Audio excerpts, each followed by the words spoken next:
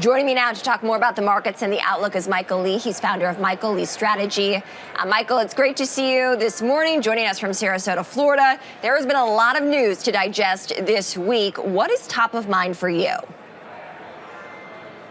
Yeah, that's you just need to look past this noise and see the forest through the trees, right? The underlying backdrop for the U.S. continues to improve. A lot of headline noise back and forth, but earnings estimates are likely way too low. You look at the underperformance of the Mag 7 over the last few months. A lot of these companies are trading at below market multiples, like a Meta, like a Microsoft, that are just going to have gangbuster years. And I really don't think the market appreciates what a new Fed chair is going to do in terms of short-term interest rates. So things aren't looking good. They're looking great on a go-forward basis. Interesting. So we are in the midst of earnings season, and earnings have by and large been beating expectations. We are expecting another quarter of decent S&P 500 earnings growth, but it hasn't necessarily been enough to see a significant pop in stocks. What can you share about that?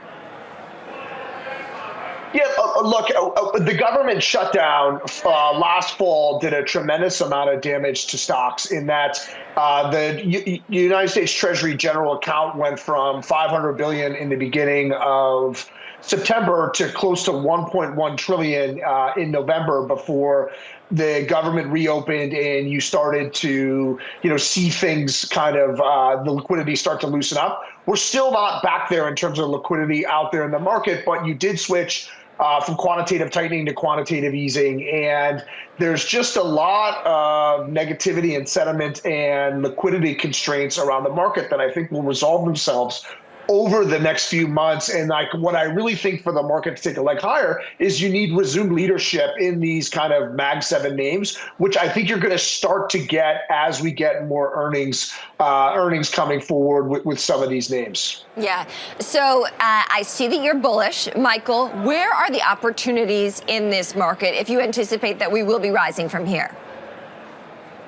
Yeah, so a name that I'm looking at that's really off almost $100 from its high is Broadcom. So AVGO, they are going to be making a TPU for Google. So that is a tensor processing unit that Google will use in their cloud. It's similar to a GPU, but it's limited use for large language models. So it's cheaper for the open AIs of the world, and it's faster and it uses less energy because of its limited use functionality. I don't think that windfall that's coming to Broadcom is at all priced in the stock. And so you're getting kind of a unbelievable opportunity to go in and enter this stock, which should be spectacular over the next couple of years, as well as a NVIDIA being able to sell in China. And in my estimates, it's trading at about 14 times next year's earnings. Historic multiples for NVIDIA are between 35 and 40.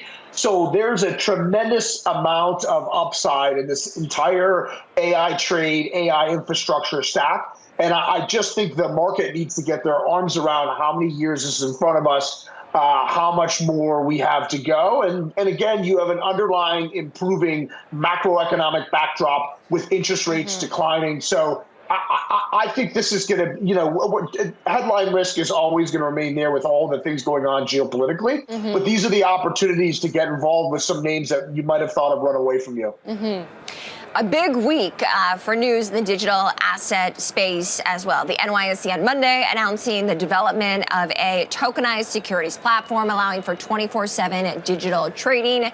BitGo, a digital asset infrastructure company, going public here on the New York Stock Exchange yesterday, Michael, did rise in its debut. What do you think about the digital asset space? Look, I think it's unbelievable. I think the New York Stock Exchange embracing this is further verification that this is the way, this is the path forward. This is the way to go. I think, I'm long personally Bitcoin, Ethereum, and Solana. I'd advise people out there that aren't long any forms of cryptocurrency to find a way to get some exposure. And it's an important step forward. I think, you have some problems to clean up in Washington. So you pass this, the bill that's being negotiated now, the digital I forget the name, the Digital Transparency Act or something along those lines. That needs to get cleaned up and get passed. And look, the best days are far in front of it for digital asset space, cryptocurrency, and the like. All right, Michael Lee, founder of Michael Lee Strategy, joining us from Florida this morning. Michael, good to see you. Thanks so much. Thanks, Kristen.